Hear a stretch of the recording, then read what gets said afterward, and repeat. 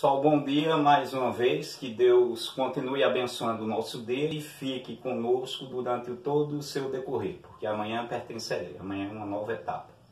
Nessa nova etapa de hoje, que é do dia 30/10, nós iremos fazermos uma revisão da primeira unidade, Você marca aí no seu caderno, na sua agenda, tudinho, que será em Geografia, o capítulo 1, 2 e 3, ok? Vou fazer uma revisão aqui no quadro, usando o mapa, e depois vou fazer uma revisão com o mesmo assunto, com a câmera em cima do livro, como a gente sempre faz de praxe, tá certo? A gente está feliz por estar com esse contato, porque estamos bem, Vocês aí também, graças a Deus.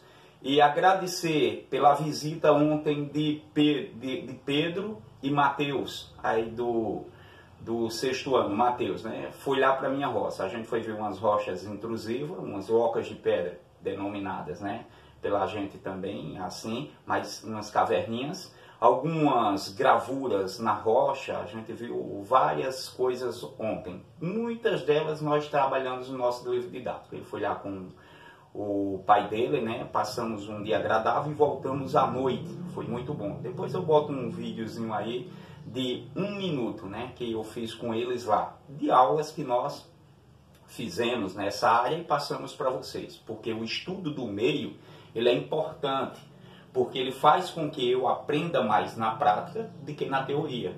O mapa que eu utilizo para isso aqui é também uma coisa prática. Você lembra da orientação no espaço geográfico, a Rosa dos Ventos, que a gente foi lá para a frente do Carmelo, fizemos aquela questão de localização dos pontos geográficos. Pronto, isso é aula prática, isso é estudo do meio. É eu pegar uma situação do meu redor, do meu cotidiano e trazer para o livro didático. E ontem eu fiz isso com o Mateus. E já tinha feito esses vídeos e mandado para vocês em aulas anteriores. Pronto. O que nos interessa hoje, o que vai interessar para a gente é uma revisão da primeira unidade. Vamos fazermos uma prova tipo simulado, tá ok? Primeiro ponto, a natureza e o espaço humanizado. Primeiro você tem que ter noção que é espaço. Espaço refere-se a todos os lugares. Pode ser um espaço humanizado, como a escola, como a minha casa, como a sua rua, como a praça, como uma cidade. Pode também ser um espaço natural, a floresta amazônica, a mata atlântica, a caatinga, a mata de eucalipto, se for no caso do Brasil, é um espaço humanizado, porque foi plantado pelo homem. Lembra quando eu falei daqueles eucaliptos lá de frente do Carmelo? Não é? Porque ali é uma plantação, apesar de ser natural, mas é humanizado porque houve ação antrópica, foi o homem que plantou aquilo ali. O eucalipto é uma planta originária da Austrália. Está aqui pelo fator da globalização. O mundo é global. Coisas do Brasil estão em várias partes do mundo. E para várias partes do mundo também está aqui no Brasil. Seja algum elemento natural, ou seja algum objeto que passou por processo de humanização, ou seja, de trabalho manufaturado. Muitas mochilas, muitos lápis que vocês têm aí veio do Oriente, China, Índia, Vietnã. Muitas coisas daqui do Brasil também estão fora, assim como o caju.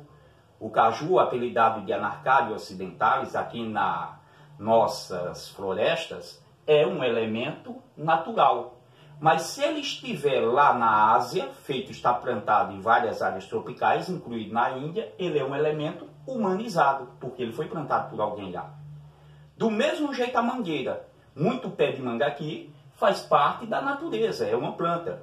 Mas se você vê um plantio de manga, lembre-se que é um espaço humanizado, apesar de ser a planta natural. Por que isso? Porque a manga é asiática, da Índia, e veio para o Brasil. Houve ação antrópica, houve ação humanizada. Deu para entender isso, Então, um plantio de cana-de-açúcar, a cana não é nativa do Brasil, mas apesar de ser natural, é um espaço humanizado, porque sofreu ação antrópica e foi trabalhado pelo homem.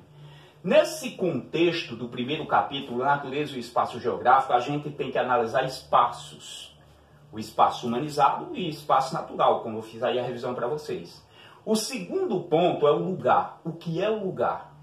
O lugar é onde nós desenvolvemos nossas atividades. Por exemplo, o meu lugar de nascimento, o meu lugar de origem é Barra de Guabiraba, mas eu já fui para outros lugares, até morei lá. E nesses lugares, nossos pais, eu e você, desenvolvemos atividades humanizadas. Construímos, estudamos, né? Fazemos plantações e assim por diante. Nesses termos, eu tenho que observar tanto nos espaços humanizados, quanto nos espaços naturais, as paisagens. As paisagens são de dois tipos: natural e artificial.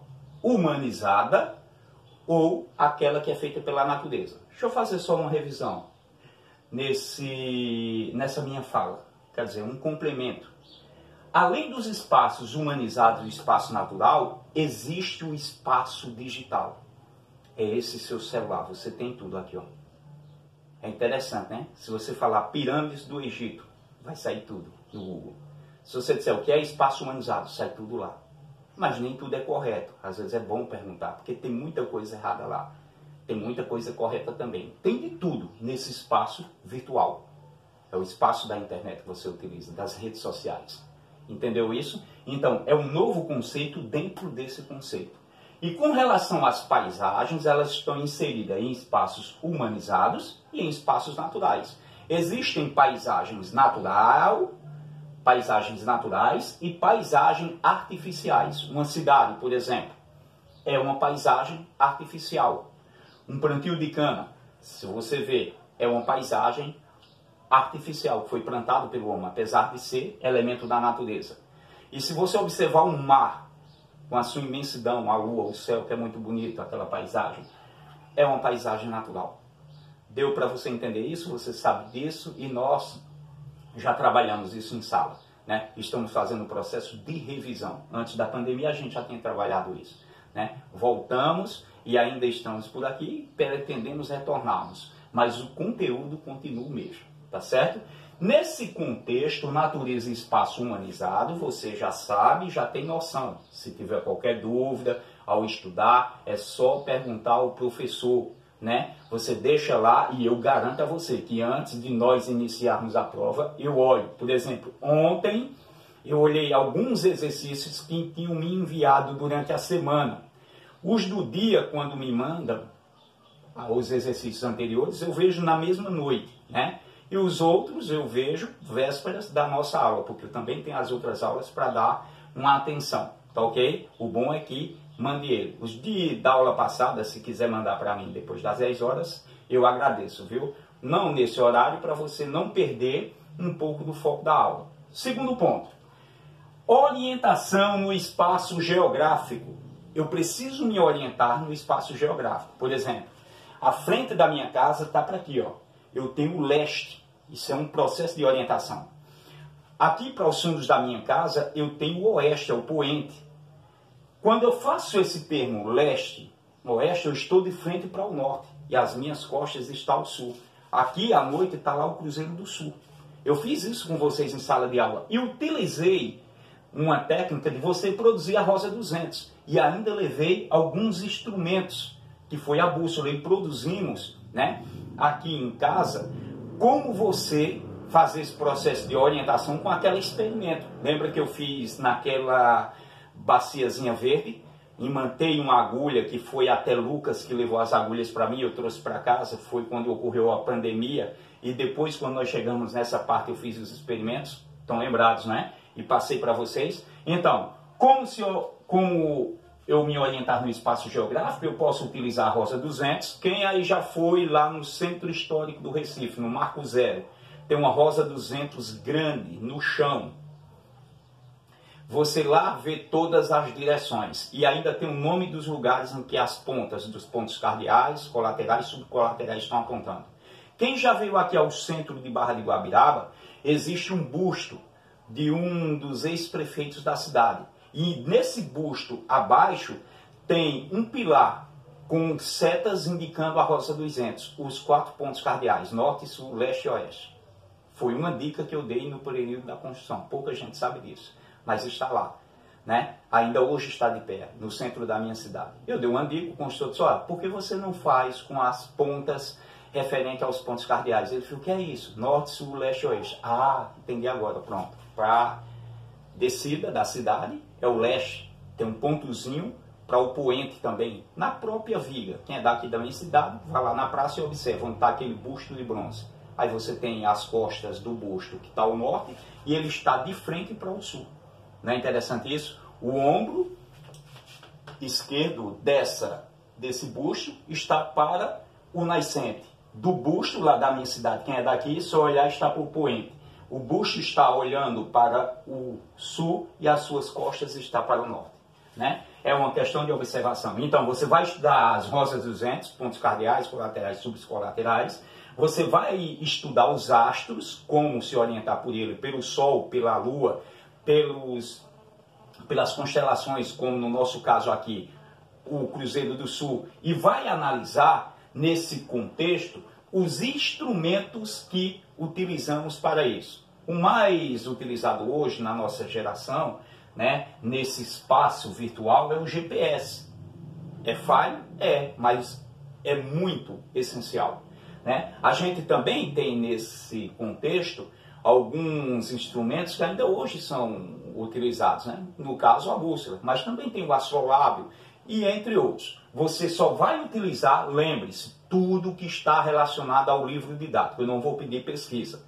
Você só vai focar só no seu livro didático, tá ok? Aí você tem orientação no espaço geográfico. O espaço é onde a gente desenvolve todas as nossas atividades. Não é o espaço sideral, né? Que tem um espaço sideral, um espaço virtual e um espaço geográfico.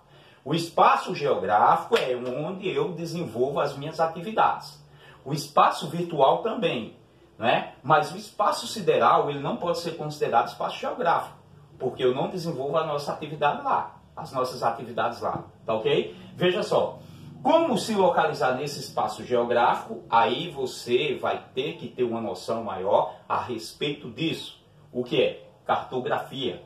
Cartografia é a arte de produzir mapas. Eu costumo pegar os meninos lá na sala e produzir qualquer mapa de orientação.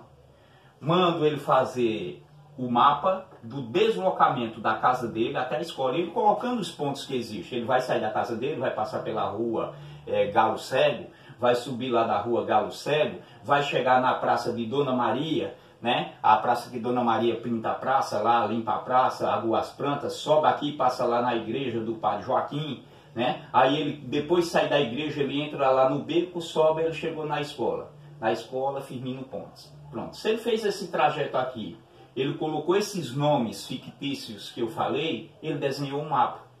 Aí ele pode aprimorar o mapa dele, se ele já tem conhecimento. Eu vou desenhar uma rosa dos ventos. Aqui eu tenho o leste, aqui eu tenho o oeste, aqui eu tenho o norte e aqui eu tenho o sul. Então a casa dele está ao sul e a sua escola está ao norte, propriamente no noroeste. Onde fica o noroeste? Entre o norte e o oeste. Não é interessante isso? Então, é preciso você ser desenhista para fazer o mapa? Não. Se você fizer riscos e conseguir localizar naqueles riscos determinado ponto, você desenvolve a arte da cartografia. A cartografia é uma ciência muito utilizada no mundo, né? Os navios, os aviões, né? Todos os meios de locomoções, indiretamente ou diretamente, eles têm a cartografia como manga de localização e de orientação. E é uma ciência, a ciência de elaborar e de estudar mapas. Elaborei aqui um simples mapa, da casa até a escola. Não é interessante esse processo? É.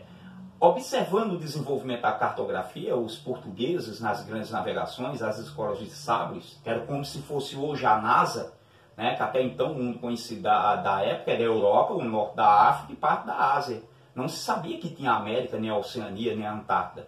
E tinha uma escola, a escola de sabres, era como se fosse hoje a NASA, com estudos avançados sobre cartografia, sobre questão de globo, sobre questão de navegação, para descobrir os mundos, os lugares. Era uma coisa avançada para a época. Hoje a gente tem a NASA para tentar descobrir vida fora do planeta, tentar mandar o homem para Marte e assim por diante, mas temos conhecimento do que vai ser encontrado em Marte. Na época das grandes navegações, não se tinha conhecimento do que se encontrava além do grande oceano. Acreditava-se que a Terra era um prato e que depois daquele prato tinha um abismo, por isso que muitas embarcações iam e não voltavam, por conta de naufrágios, comido por índios canibais. E sempre quando esses navegantes saíam, eles desenhavam o roteiro deles. E ampliando o conceito de cartografia. E graças à cartografia, eu tenho o quê?